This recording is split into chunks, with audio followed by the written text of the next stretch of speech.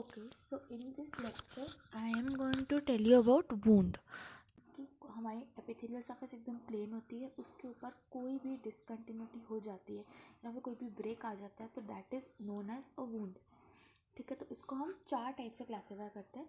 सबसे पहले हम इसको क्लासीफाई कर सकते हैं सबसे सिंपल क्लासीफिकेशन, या तो वुंड सिंपल होगा या हमारा वुंड कॉम्प्लेक्स होगा. ठीक है, कॉम्प्लेक्स या फिर सिंपल. अगर वुंड सिंपल है तो उसमें सिर्फ और सिर्फ स्किन इन्वॉल्व होगी. अगर वुंड कॉम्प्लेक्स है तो उसके साथ स्किन के साथ साथ अंडरनीथ में जो नर्व्स होती हैं, वेसल्स होती हैं, टेंडन्स होते हैं, ये तीनों इन्वॉल्व हो सकते हैं. ठीक है, सो दिस वाज द सबसे simple classification. Second classification is either closed या फिर ओपन वुंड्स. अगर वुंड क्लोज्ड है तो मतलब कि उसमें कोई भी स्किन ब्रेक नहीं होगा. तो सबसे पहले कंट्यूजन में इसके 3 टाइप्स है: कंट्यूजन, एब्रेजन एंड हीमेटोमा. ठीक है, तो सबसे पहले कंट्यूजन में क्या होता है, कोई भी स्किन में कोई भी ब्रेक नहीं होता, सिर्फ क्या होता है, डिस्कलरेशन होता है. ठीक है, वो भी क्यों होता है, due to the collection of the blood underneath it. ठीक है, तो ये है हमारा कंट्यूजन. दूसरा है एब्रेजन. एब्रेजन में क्या होता है, जो एपिडर्मिस होती है, सिर्फ ऊपर की जो लेयर होती है, दैट इज क्रैप्ड अवे, और जो हमारी डर्मिस होती है वो एक्सपोज हो जाती है. डर्मिस के एक्सपोज होने की वजह से जो नर्व्स होती है वो भी एक्सपोज हो जाती है, जिसकी वजह से इट कॉजेज पेनफुल, जो मतलब पेनफुल होती है ये बहुत, बिकॉज नर्व्स एक्सपोज हो जाती है. इसके ट्रीटमेंट में क्लीनिंग होती है, एंटीबायोटिक्स होती है और ड्रेसिंग हम करते हैं. ठीक है, सो दिस वाज एब्रेजन, जिसमें सिर्फ एपिडर्मिस एक्सपोज हो जाती है और जो हमारे एक्सपोज एपिडर्मिस जो है स्क्रैप्ड अवे हो जाती है और डर्मिस जो है वो एक्सपोज हो जाती है.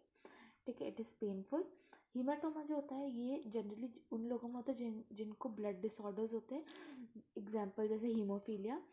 ये डिपेंडिंग अपॉन कि ये कहाँ हो रहा है, it could be subcutaneous, it could be सब पेरियोस्टियल, ये इंट्रामस्कुलर और it could be intra articular also.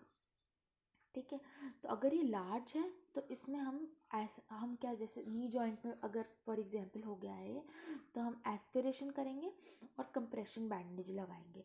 ठीक है, अगर ये स्मॉल है तो ये सेल्फ रिजॉल्विंग हो सकता है. ठीक है, फिर हम आते हैं हमारे ओपन वुंड्स पर, जो कि मोस्ट कॉमन होता है. ओपन वुंड्स जो होते हैं that could be incised, lacerated, penetrating या फिर क्रश्ड. ठीक है, सबसे इंसाइज्ड है, जैसे इसका नाम है, तो it is due to sharp objects. अगर शार्प ऑब्जेक्ट की वजह से, तो इसमें जो एज होगी वुंड की, that will also be sharp and clean. इसमें कंटेमिनेशन के चांसेस बहुत कम होते हैं. इसका ट्रीटमेंट होता है हमारा प्राइमरी सूचरिंग. ठीक है, तो ये था हमारा इंसाइज. लैसरेटेड, जैसे incise is due to a sharp object, lacerated is due to a blunt object. अगर ये ब्लंट ऑब्जेक्ट के ऐसे तो इसके एजेस भी शार्प नहीं होंगे, एजेस विल बी जैग्ड. ठीक है, अब ये लैसरेशन जो है इट कैन अकम्पनी, इसके साथ साथ हेमेटोमा हो सकता है, ब्रूजिंग और नेक्रोसिस होता ही होता है. ठीक है, तो नेक्रोसिस ऑफ द टिश्यू होगा तो हम सबसे पहले इसके ट्रीटमेंट में क्या करेंगे, हम उस नेक्रोसिस को सारा एक्साइज कर देंगे, तो wound excision along with primary suturing. ठीक है, तो that is lacerated wound. Then there is penetrating wound, जो कि होता है हमारे स्टैब इंजरी.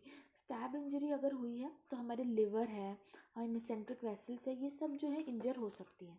तो इसमें हम 24 आवर्स तक हम ऑब्जर्व करेंगे पेशेंट को और लेयर बाय लेयर रिपेयर करेंगे. ठीक है, तो ये था हमारे penetrating. Then there is last that is crushed. Crushed में क्या होगा, this is also due to a blunt trauma. इसमें भी हैमरेज, नेक्रोसिस और ब्लड वेसल की क्रशिंग हो सकती है. This crushing is more prone to, एक तो tetanus and second is gas gangrene. ठीक है, this wound is more prone to tetanus and gas gangrene. इसका ट्रीटमेंट में हम क्या करते हैं, सारा जो नेक्रोस टिश्यू है उसका रिमूव कर देते हैं. ठीक है, so that was crushed. Then next third is, या तो वुंड टाइडी होगा या फिर अनटाइडी होगा. अगर वुंड टाइडी है तो वो इंसाइज्ड होगा. ठीक है, क्लीन होगा और कंटेमिनेटेड नहीं होगा और हमारे जो टिश्यू है वो सब हेल्दी होंगे. और इसका जस्ट ऑपोजिट अनटाइडी में क्या होगा, क्रश्ड या फिर एव्यूज या फिर कंटेमिनेटेड वुंड होगा विद टिश्यू लॉस्ट. अब लास्ट 4 टाइप का जो classification, that could be acute और क्रॉनिक. अगर एक्यूट तरीके का वुंड है तो उसमें आएगी हमारी स्टैब इंजरी.